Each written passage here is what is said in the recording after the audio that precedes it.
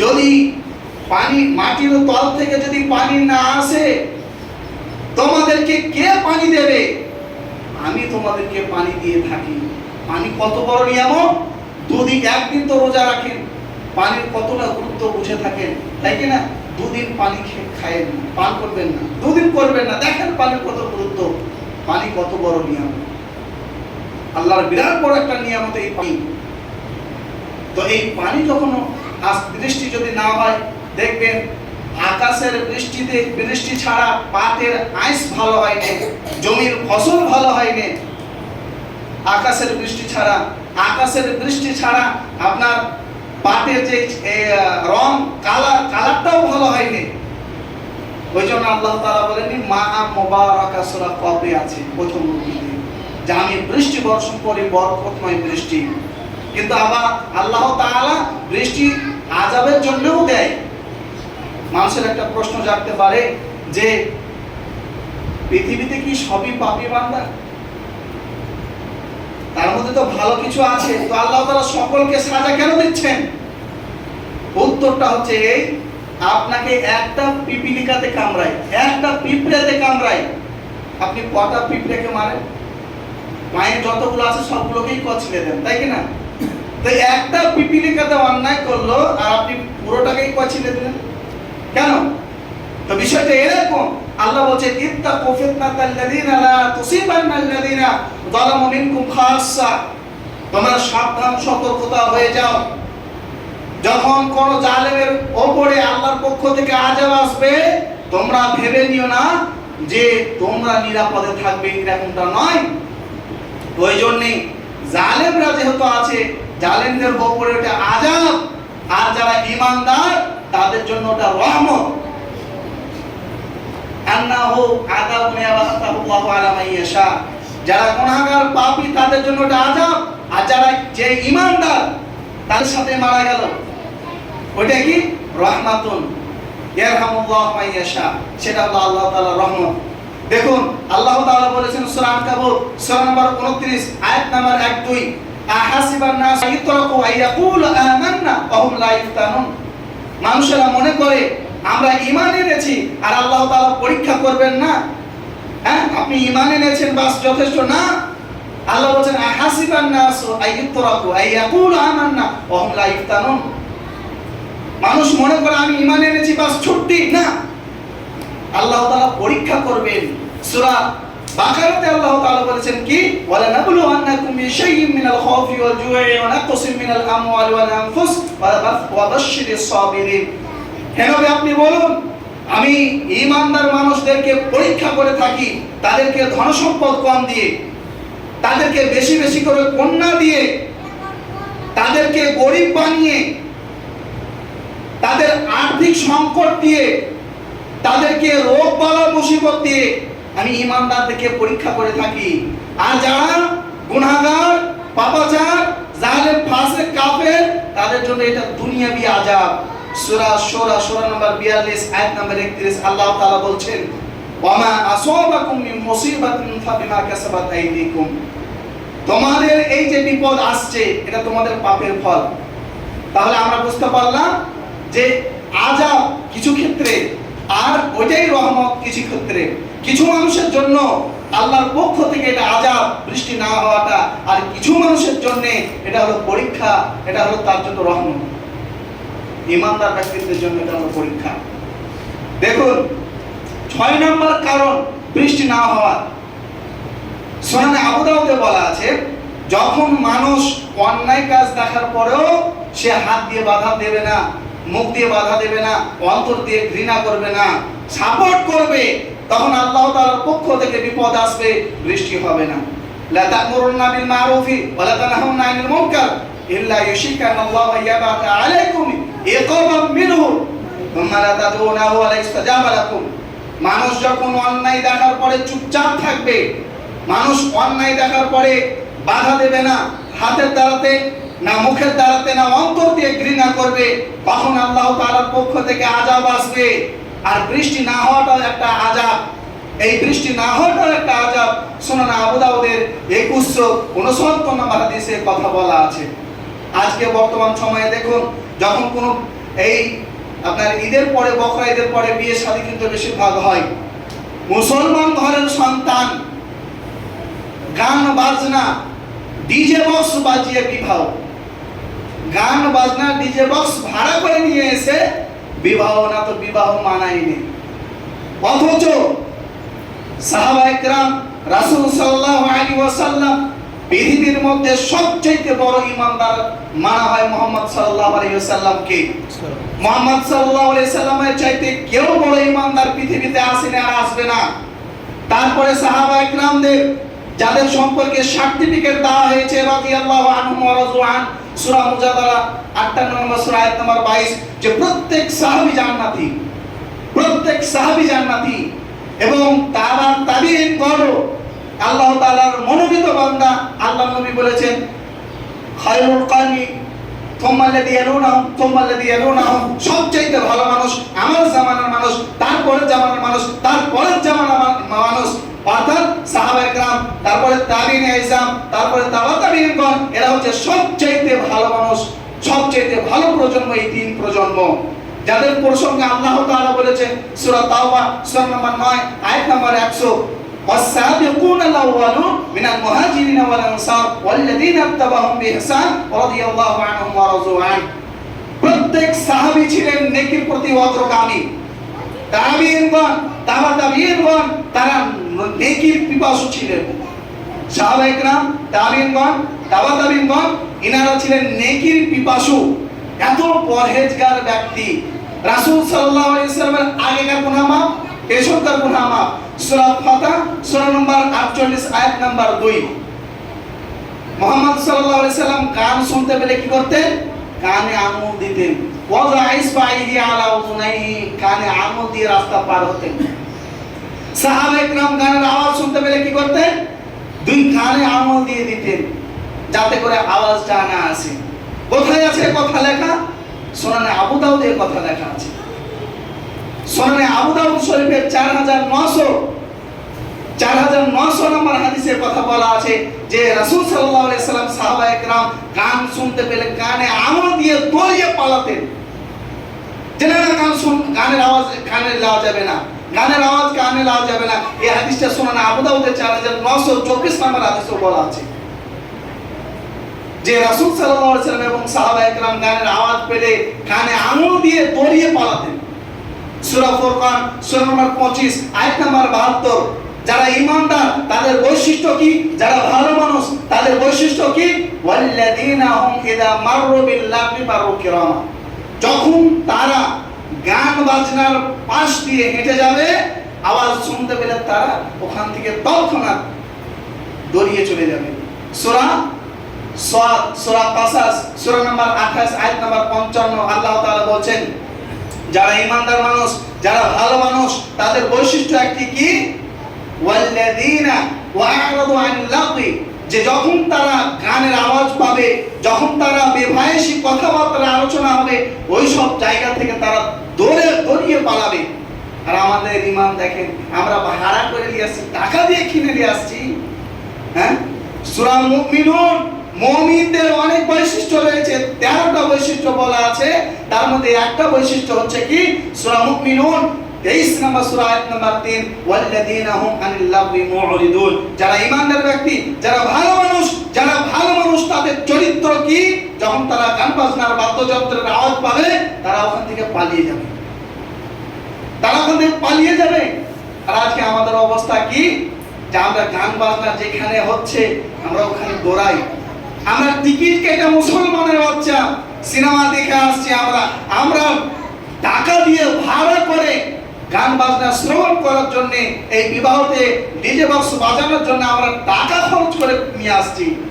তাহলে সাহাবায়ে কেরামকে আমরা শুধু বলি আইডিয়াল, আমরা বলি আহলুল হাদিস, আমরা বলি মুসলমান। ওই খাতনা করা শুধু মুসলমান, আর বাপ দাদা মুসলমান তাই মুসলমান চলবে না। শুধু খাতনা করার গরুর মাংস খাওয়া মুসলমান হবে না।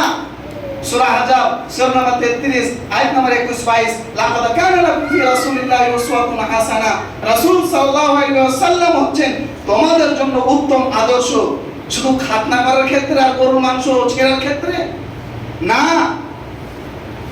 গোটা ইসলামটাকে অনুসরণ করার ক্ষেত্রে মুহাম্মদ সাল্লাল্লাহু আলাইহি ওয়াসাল্লাম হচ্ছেন আমাদের আইডিয়াল। পবিত্র কোরআনে বলা আছে সূরা লুকমান সূরা নম্বর 31 আয়াত নম্বর 6, ওয়া মিনান নাসি মান ইয়াশতারি লাহওয়াল হাদিস। এই আয়াতে বলা হয়েছে গান বাজনা বাদ্যযন্ত্র হারাম। হারাম। আল্লাহ নবী বলেছেন ইন্নাল্লাহ তাআলা হারামাল খামরা ওয়াল মাইসিরা ওয়াল কুবা, নিশ্চয়ই আল্লাহ তাআলা বাদ্যযন্ত্র হারাম করেছেন, গান বাজনা হারাম করেছেন। তারপরেও মানুষ, মুসলমানের বাচ্চা আজকে বিবাহ দিচ্ছে তো ডিজে বক্স গান বাজনা না বাজালে বলে বিয়েই হয়নি। কেমন মুসলমান?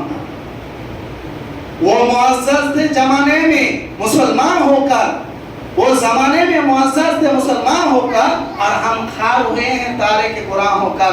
एक समय মুসলমানকে অত্যন্ত শ্রদ্ধা করত মানুষ, প্রত্যেক ধর্মের মানুষ মুসলমানদেরকে শ্রদ্ধা করত, কারণ তাদের চরিত্র ছিল ভালো, তাদের আচার আচরণ ব্যবহার ছিল ভালো। কিন্তু বর্তমান সময়ে মুসলমানকে দেখলে সবচেয়ে ঘৃণিত চোখে দেখে, সবচেয়ে খারাপ মানুষ মনে করে কাদেরকে? বর্তমান মুসলমানদেরকে দেখে। তার কারণ আমি বলবো, সাহাবা একরাম, এই যে ভারতে ইসলাম কিভাবে এলো, ভারতে ইসলাম কিভাবে এলো জানেন তো? চেরুমাল পীরমল, ভারতের সর্বপ্রথম মসজিদ জানা আছে কেরালাতে। ওই মসজিদের নাম কি? চেরুমল, চেরুমল মসজিদ এখনো আছে আপনার কেরালাতে, এখনো আছে। তো ভারতের সর্বপ্রথম ইসলাম কিভাবে প্রচার হলো? তালোয়ারের মাধ্যমে নয়, লাঠির মাধ্যমে নয়, টাকার মাধ্যমে নয়, কিসের মাধ্যমে? চরিত্রের মাধ্যমে। সাহাবা একরাম যখন ইন্ডিয়াতে ব্যবসা করতে আসতো, তখন পেরুমল বংশের সর্বশেষ রাজা চেরুমল, পেরুমল বংশের সর্বশেষ রাজা হচ্ছে চেরুমল।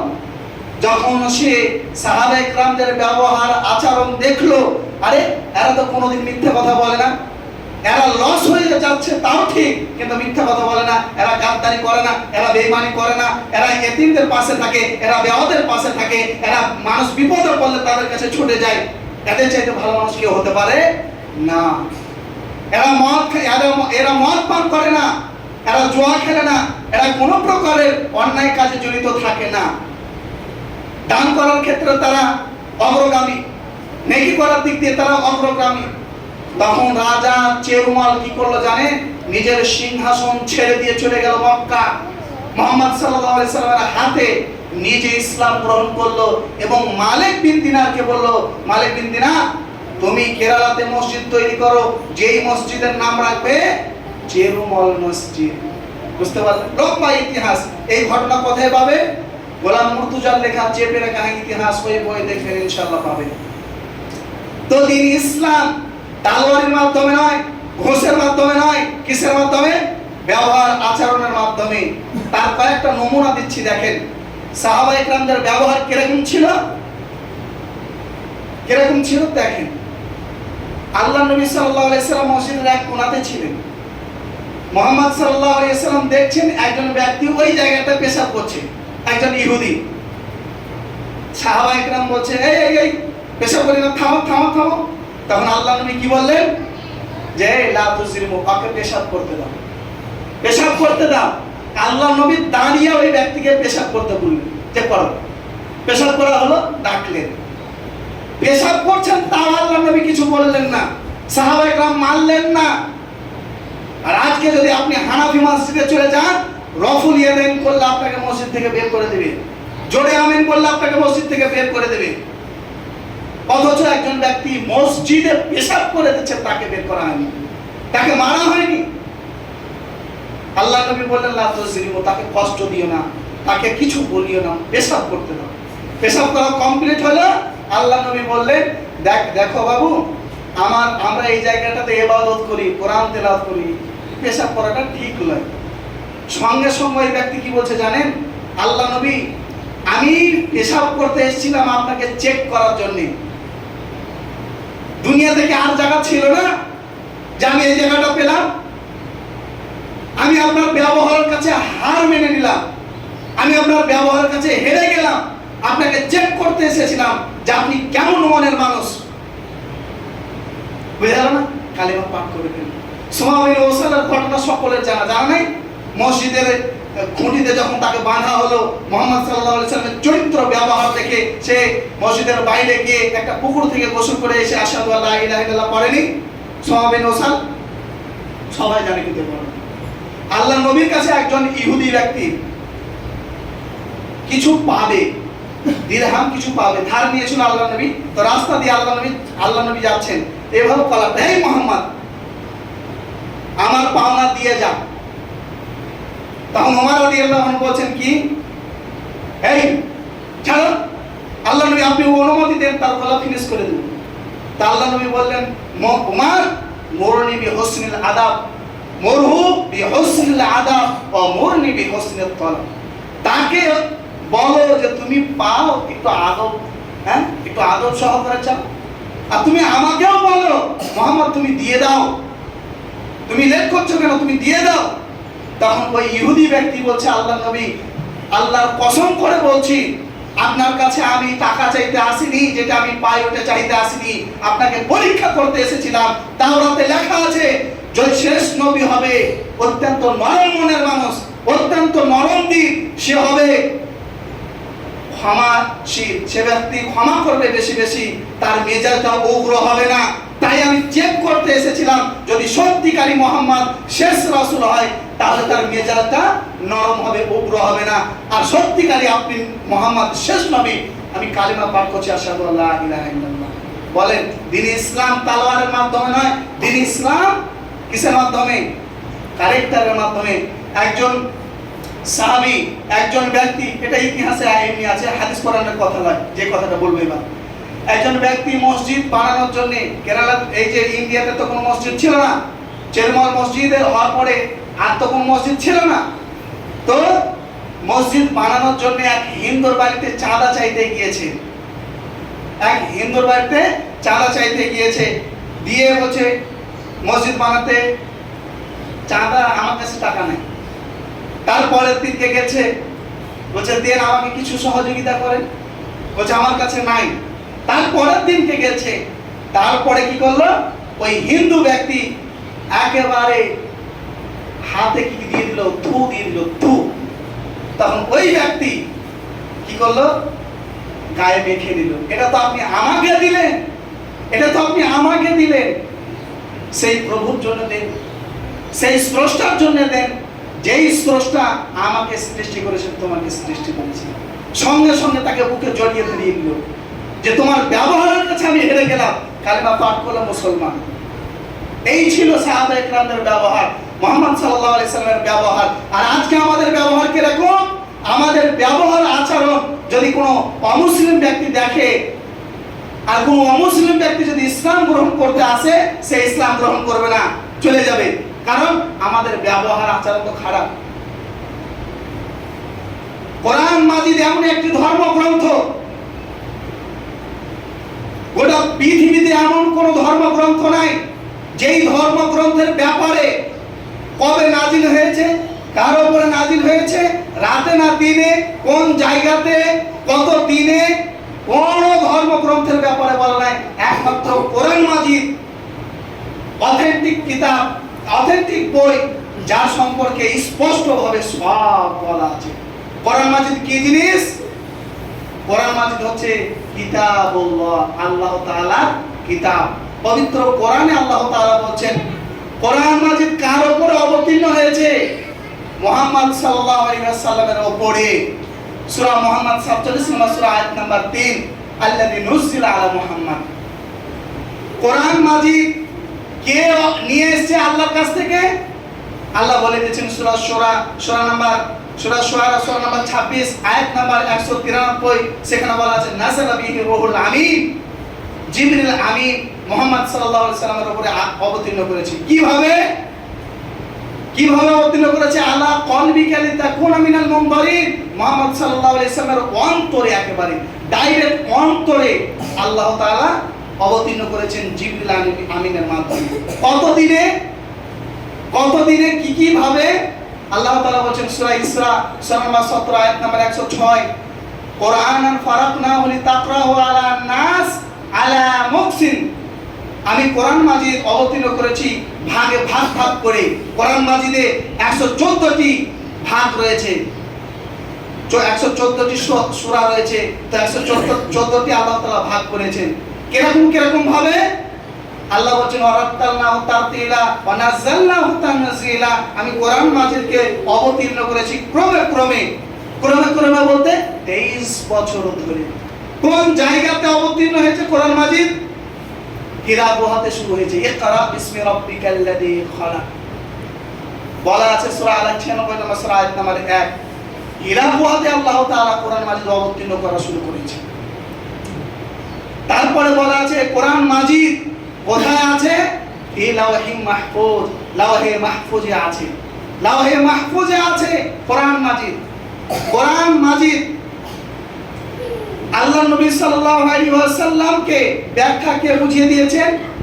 কোরআন মাজিদের ব্যাখ্যা ইন্না আলাইনা বায়ান, আল্লাহ তাআলা শিখিয়ে দিয়েছেন। কোরআন মাজিদে এই কথা বলা আছে। কোরআন মাজিদে কোনো ভুল আছে কি? নাই। এই কোরআন মাজিদ এমনই একটি কিতাব, বলছে লা রাইবা ফি, এর মধ্যে কোনো প্রকারের ভুল নাই। প্রথম লাইনই আমেরিকার যখন মাস্টার টেরিজম বলেছিল যে গোটা পৃথিবী থেকে তিনি ইসলামকে মিটিয়ে দিব, তখন এক কবি বলেছিলেন ও যদি গোটা পৃথিবীতে আগুন লেগে ধ্বংস হয়ে যায় পৃথিবীর সব বইয়ের দোকান, তবুও বিশ্ব মাঝে থেকে যাবে পবিত্র কোরআন। ওরে কোরআন ধ্বংস করবে কি করে? এই আগুনেরই তেজ। ওরে কোরআন ধ্বংস করবে কি করে? এই আগুনেরই তেজ। গোটা বিশ্ব ভরা লক্ষ লক্ষ কোরআনের হাফেজ। বুঝা গেল না? একজন ইংরেজের বাচ্চা ইংরেজের জামানাতে এক মসজিদে ঢুকে বস্তাতে কোরআন ভরছে। তো একজন ইমাম সাহেব বলছেন, আচ্ছা আপনি কোরআনের বস্তা কেন ভরছেন? তখন ইংরেজের বাচ্চা বলল, এই কোরআনগুলোকে পুড়িয়ে ফেলবো, দিয়ে ইসলামকে ধ্বংস করে দেব। তখন মসজিদের ইমাম সাহেব বললেন, এটা কখনো হতে পারে না। ইংরেজের বাচ্চা বলল, এটা সম্ভব। ইমাম সাহেব বললেন, সম্ভব নয়, তার আমি আপনাকে প্রমাণ দিচ্ছি। একজন 10 বছরের ছেলেকে নিয়ে এলো, তারপরে তাকে বলল, ইংরেজ তুমি শোনো, তুমি যদি একটু টাইম দাও তাহলে আমি তোমাকে প্রমাণ দেখিয়ে দিতে পারি। আচ্ছা ঠিক আছে। তো ইংরেজের বাচ্চাকে ওই 10 বছরের সন্তান মাত্র 6 থেকে 6.5 ঘন্টার মধ্যে পবিত্র কোরআন সম্পূর্ণ শুনিয়ে দিল।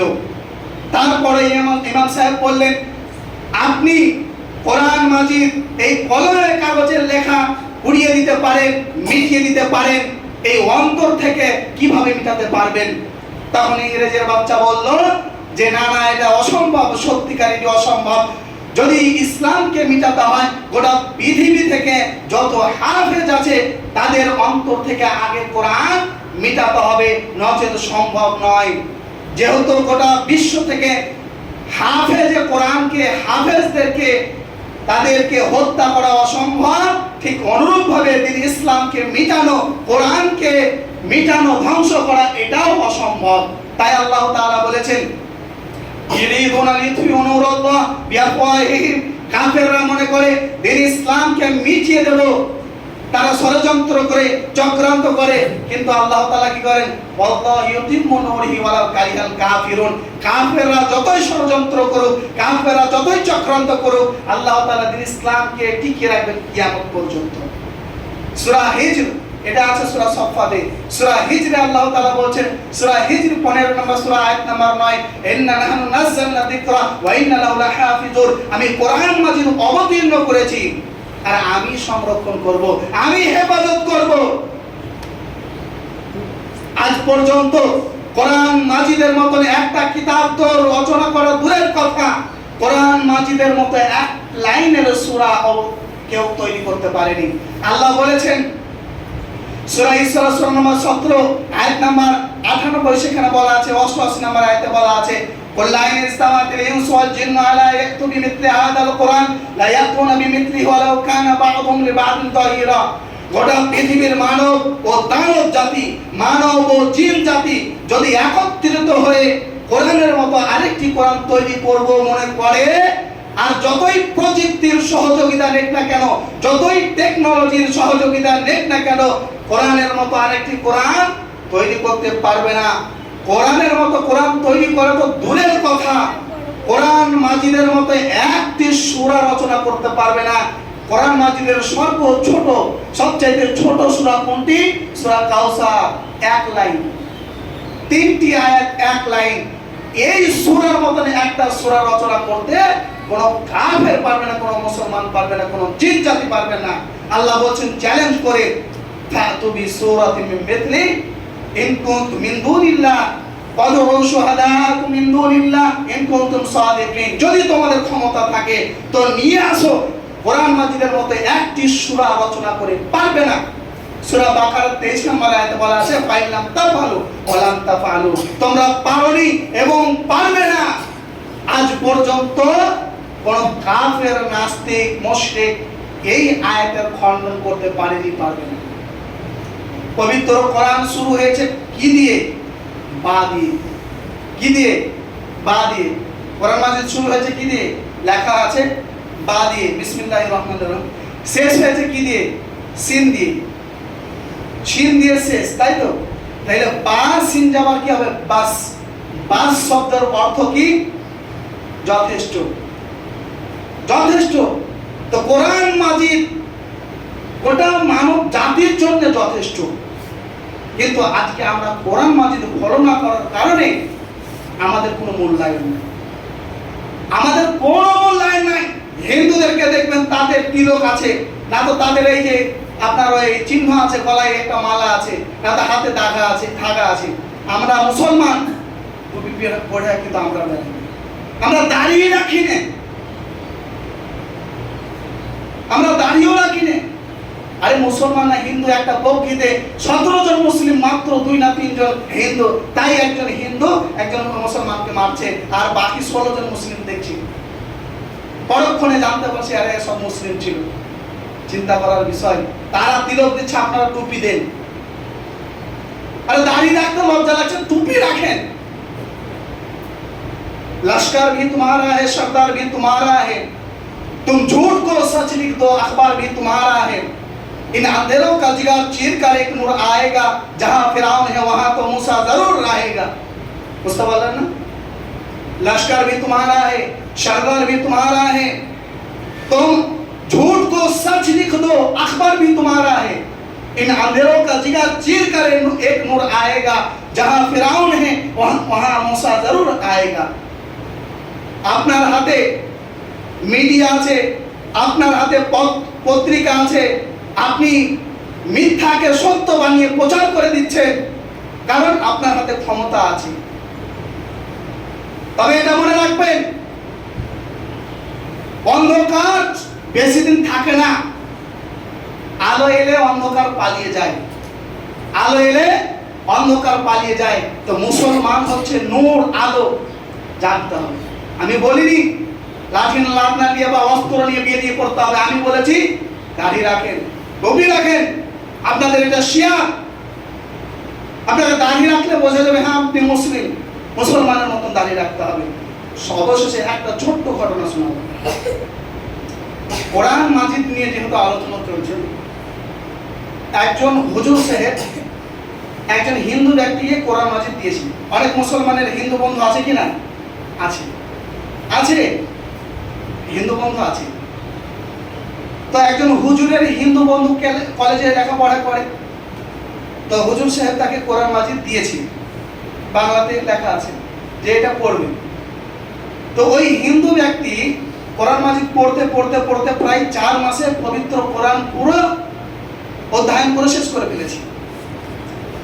আবার সেই হুজুরের সাথে সাক্ষাৎ, তখন হিন্দু ব্যক্তি বলছে ভালো আছেন হুজুর সাহেব?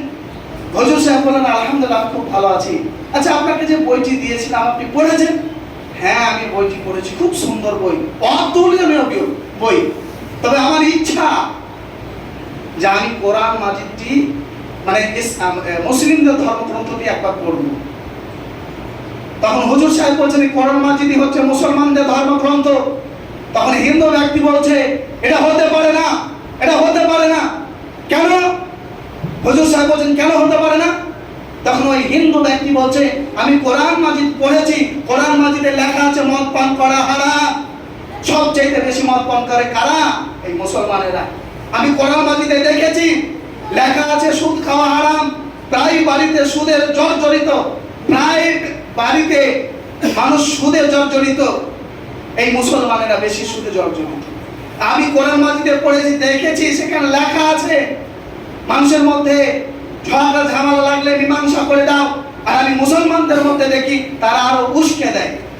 কোরআন মাজিদে লেখা আছে মানুষকে হত্যা করা হারাম। একটা মানুষকে অন্যায়ভাবে হত্যা করলে গোটা পৃথিবীর মানব জাতিকে অন্যায়ভাবে হত্যা করার সমতুল্য। সূরা মাইদার 32 নম্বর আয়াতে কথা বলা আছে সবচেয়ে বেশি গণহত্যা হয় এই মুসলিমদের মাঝে। কখন? এই পঞ্চায়েত ভোটের সময়তে। কখন? লোকসভা ভোটের সময়তে। ইসলামপুরে এই যে ভোট শুরু হলো, ইসলামপুরে আপনার ওই শিলিগুড়ি ইসলামপুর, তো প্রথম দিনই 4টে মুসলমান লাশ করে গেছে। তো বলছে আমি কোরআন মাজিদে দেখছি মানুষ হত্যা করা অন্যায়, কিন্তু সবচাইতে বেশি খুনাখুনি হয় এই মুসলিমদের মাঝে। কখন? এই ভোটের সময়তে। কখন? পঞ্চায়েত ভোটে। কখন? লোকসভা ভোটে। কখন? বিধানসভা ভোটে। কখন? এই ঈদের সময়তে। কখন? এই বকরা ঈদের সময়তে।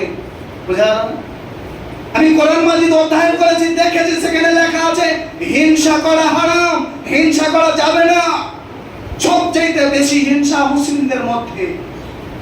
তার প্রমাণ কি? থানাতে যান, থানাতে সবচেয়ে বেশি এফআইআর, ডায়েরি একজন মুসলমান আরেকজন মুসলমানের বিরুদ্ধে।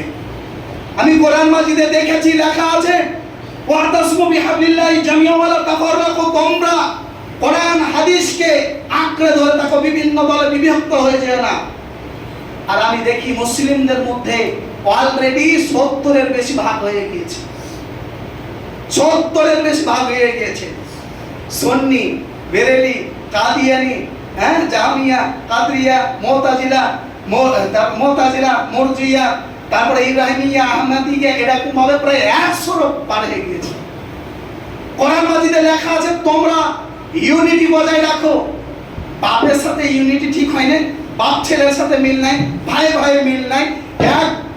এক বিঘত জমির জন্য ভাই ভাইকে খুন, বাপ ছেলেকে খুন, ছেলে বাপকে খুন নাই।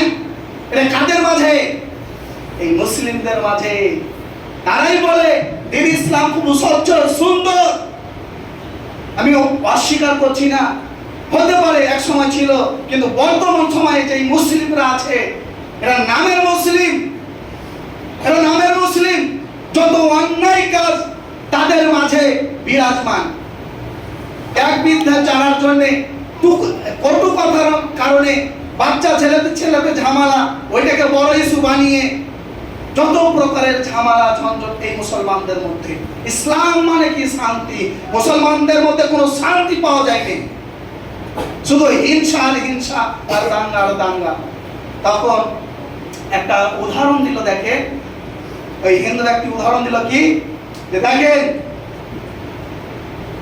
একজন টাকলা ব্যক্তি, তার মাথাতে চুলই আর গজায়নি, সে আয়ুর্বেদিক ওষুধ বিক্রি করছে, গাছামু ওষুধ, একবার লাগাবে সঙ্গে সঙ্গে চুল বাড়াবে, 1 দিনের মধ্যে রেজাল্ট, তাই কিনা? আর তার মাথায় টাক পড়া। আর ওষুধ কেউ কিনবে বলেন তো? কেউ কিনবে না। যদি ওষুধ ভালো হবে তুই আগে তোর নিজের মাথাতে চুল গজা, তাই কিনা? কিন্তু আমরা যদি বলি দিন ইসলাম স্বচ্ছ ভালো, আর আমাদের দিন ইসলামের উপরে কোনো আমল নেই, দিন ইসলামকে আমরা মানব জীবনে দৈনন্দিন জীবনে কোনো কাজে লাগাই না, বিয়ে থেকে শুরু করে একেবারে মরা পর্যন্ত প্রত্যেকটা জিনিসের ভেজাল মানুষ ঢুকিয়ে রেখেছে, প্রত্যেকটা জিনিসের ভেজাল ঢুকিয়ে রেখেছে। তা আমরা যদি বলে দিন ইসলাম স্বচ্ছ, আমার মুখে দাড়ি নাই, দিন ইসলাম স্বচ্ছ, আমি নামাজ পড়ছি না, আমার কথা কেউ নেবে? কেউ নেবে না।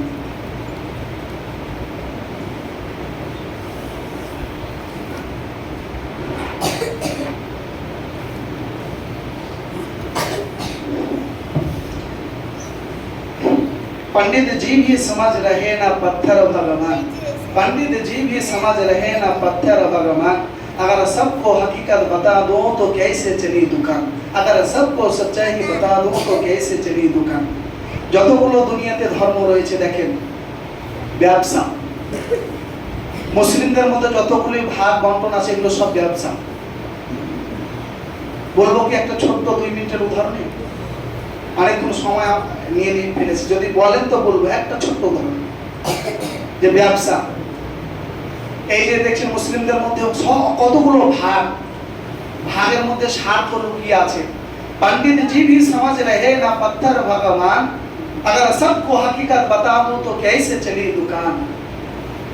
পুরোহিত জি ভালো করে জানেন, হিন্দুদের পুরোহিতরা ভালো করে জানেন যে পাথর মূর্তি আমাদের ভগবান নয়, না দাসটি প্রতিমা আসতি, তারা ভালো করে জানে স্রষ্টার কোনো ভাস্কর্য নেই, না প্রতিমা আছে না কোনো ভাস্কর্য আছে, কিচ্ছু নাই। কিন্তু পণ্ডিতরা কেন বলে না? তাদের ইনকামের রাস্তা বন্ধ হয়ে যাবে, তাই বুঝা গেল না? প্রত্যেকটা শুধু আহলুল হাদিস বাদ দিয়ে যতগুলো ধর্ম এই মুসলিমদের মধ্যে দল আছে, সবাই বলবে তাবিজ পড়া, কার পড়া, মাদলি পড়া এগুলো দেওয়া যায়। কেন? এগুলাতে ইনকাম আছে তো, এগুলাতে ইনকাম আছে তো। তাবিজ যদি আপনি ওই হুজুর সাহেবকে বলেন যে কোরআন মাজিদ যদি আমি ব্যাগে করে পায়খানা নিয়ে যাই, যাওয়া যাবে? বলবে না না। কেন? কোরআন মাজিদের সাথে বেয়াদবি হবে তাই। কোরআন মাজিদ যদি আমি ব্যাগে করে, আমরা স্বামী স্ত্রী আছি আর ওই ব্যাগে করে আপনার বালিশের কাছে রেখে দিলাম, রাখা যাবে?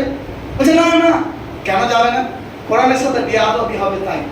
হুজুর সাহেব আপনি যে তাবিজটা দিচ্ছেন বা ওই যে কার পড়া বা ধাগা পড়া বেঁধে দিচ্ছেন সূরা দিয়ে তো, কোরআনের আয়াত দিয়ে তো, হাদিসের দোয়া দিয়ে তো, হ্যাঁ তাই তো। তাইলে ওই তাবিজে ভরে যে কোরআন, তাবিজে ভরে যে কোরআন মাজিদ পায়খানাতে নিয়েছে, পেশাবখানাতে নিয়েছে, স্ত্রী সমাজে থাকছে, তারপরে শরীর তো সবসময় পাক পবিত্র থাকে না, অনেক সময় নাপাক হয়ে যাচ্ছে, ও তখন জায়েজ না? তখন জায়েজ। কেন? আপনার ইনকামটা আছে তো। মালদাহা গিয়েছিলাম আমি, তো মালদাহাতে পরীক্ষা সেই দিনকে, তো সব ছেলে মেয়েরা আসছে আর কলম পড়িয়ে নিয়েছে, আর পড়িয়ে নিয়েছে, আপনার কলম পড়িয়ে নিয়েছে, কেউ ধাগা পড়িয়ে নিয়েছে, কেউ তাবিজ দিয়েছে, খুব ইনকাম। হুজুর সাহেবকে বললাম এগুলো কোথায় পেলেন? বলছে আরে ভাই, আরে বাবা, কোরআন হাদিসে না থাকলে কি হলো? এটা কি খারাপ জিনিস? এটা তো ভালো জিনিস। হুজুর সাহেব নামাজ পড়া কি খারাপ জিনিস? বলছে না না, খারাপ জিনিস নয়। মাগরিবের নামাজ আমি 6 রাকাত পড়বো, 3 রাকাতের জায়গায় 6 রাকাত পড়বো, হবে? বলছে না। কেন হবে না? নামাজ তো ভালো জিনিস। বলছে হবে না। কেন হবে না? দলিল নাই। তো তাই এই যে তাবিজ মাদলি, এইটা এই দলিল কোথায় আপনি পেলেন? এটা কোথায় দলিল আপনি পেলেন? চুপ। হুজুর সাহেব দেখছি জব্দা দিয়ে পান মারছে। হুজুর সাহেব আপনি যে জব্দা দিয়ে পান খাচ্ছেন এটা কি? এটা মাকরু। মাকরু মানে? হুজুর সাহেব মাকরু মানে কি? বলছে মাকরু মানে খেতে পারেন না খেতে পারেন। আরে হুজুর আমার সাথে কি করছে? হ্যাঁ চিটিংবাজি চলবে না, চিটিংবাজি। সূরা ইসরা সূরা নম্বর 17 আয়াত নম্বর 38 আল্লাহ বলেন ওয়া কানা কুল্লু সাইয়্যুহু ইনদা রাব্বিকা মাকরুহা। প্রত্যেক পাপ হচ্ছে আল্লাহর নিকটে মাকরুহ। বিড়ি খাওয়া পাপ, জর্দা খাওয়া পাপ। তাহলে পাপ যেহেতু আল্লাহর নিকটে মাকরুহ, মাকরুহ মানে হারাম, মাকরুহ মানে হারাম। হুজুর সাহেব আপনি হারাম নামটা চেঞ্জ করে মাকরুহ রেখে দিলেন জায়েজ করার জন্য। আপনাদের জন্য জাহান্নাম, আপনাদেরকে দিয়ে, আপনাদের মতন আলেমকে দিয়েই জাহান্নামকে উদ্বোধন করা হবে। বলতে চাইছিলাম যে সকলেই জানে যে কার কোন দলটা ঠিক। ওমানা আলাইহি ওয়া সাহাবী, আল্লাহ নবী বলেছেন তারাকতু ফিকুম আমরাইনি লাম তাদিলু মা তামাসসাকতুম বিহিমা কিতাবাল্লাহি ওয়া সুন্নাতি রাসূলি। তোমাদের মাঝে দুটি জিনিস রেখে যাচ্ছি, যতদিন তোমরা আঁকড়ে ধরে থাকবে ততদিন তোমরা সঠিক পথে থাকবে। যখন তোমরা সেই দুটি জিনিস থেকে সরে যাবে তখন তোমরা পথভ্রষ্ট হয়ে যাবে। সেই দুটি জিনিস কি? কোরআন হাদিস। একমাত্র আহলুল হাদিস, যারা আহলে হাদিস তারাই এই কোরআন হাদিসকে ফলো করে, আর বাকিগুলো ব্যাগকে বজায় রাখে। আমাদের এলাকার হানাফি, আমরা হানাফি, তো আমাদের এলাকার মসজিদের ইমাম সাহেবকে বললাম যে আপনি এরকমটা করছেন কিনা। বলছে রাস্তা দিয়ে যাচ্ছিলাম, যেতে যেতে আমার হাতে কাগজে আমার স্ত্রীর কানের ছিল, সোনার কানের। তো আমি দেখলাম কোনোদিন মৌমাছি দেখিনি, তো একবার মেরে দেখলাম কি আছে ওখানে। তো সোনার কানেরটা কি হয়ে গেছে, ওখানে আটকে গেছে মৌচাকে। এবার যদি আমি সোনার জিনিসটাকে টেনে বার করি আমি, তাহলে মৌমাছিকে আমাকে ছাড়বে? ছাড়বে? ছাড়বে? ছাড়বে না। কারণ ওরকম ভাবে, অনুরূপ ভাবে আমি যদি সঠিক কথা তুলে ধরি সমাজের সামনে, আমাকে এক সপ্তাহ টিকতে দেবে না, আমাকে বাদ দিয়ে দিবে। অবশ্যই আল্লাহ তাআলার কাছে দোয়া, হে আল্লাহ তুমি আমাদেরকে সঠিক বুঝা ও আমল করার তৌফিক দান করো, আমিন। এবং এখানে যারা আহলে হাদিস হয়েছে, কোরআন হাদিসের অনুসারী হয়েছে, তাদের জন্য দোয়া করি, আল্লাহ তাআলা তাদের ইহকালে এবং পরকালে শান্তিময় জীবন দান করুন। এবং আল্লাহ তাআলা আমাদের আমল, নেক আমলকে কবুল করুন। আমাদের মাঝে যারা অসুস্থ আছেন তাদেরকে সুস্থতা দান করুন। এবং আমাদের মাঝে যাদের পিতামাতা, আত্মীয় স্বজন কবরবাসী হয়ে গিয়েছে, তাদের কোনো পাপের কারণে যদি কবরে শাস্তি হয়ে থাকে, আল্লাহ তাআলা তাদের আযাবকে মাফ করে দিন। এবং আমরা এই জুমার 5 ওয়াক্ত যেন প্রত্যেক ওয়াক্তে যেন উপস্থিত হতে পারি, তাই আল্লাহ তাআলার কাছে এই দোয়া আসা, হে আল্লাহ তুমি আমাদের সকল প্রকারের দোয়া যেগুলোর মধ্যে কল্যাণ রয়েছে সেগুলো তুমি কবুল করো, আমিন। আলহামদুলিল্লাহি রাব্বিল আলামিন। আল্লাহুম্মা সাল্লি আলা মুহাম্মদ, আল্লাহুম্মা সাল্লি আলা মুহাম্মদ ওয়া আলা আলি মুহাম্মদ কামা সাল্লাইতা আলা ইব্রাহিম ওয়া আলা আলি ইব্রাহিম ইন্নাকা হামিদুম মাজিদ। আল্লাহুম্মা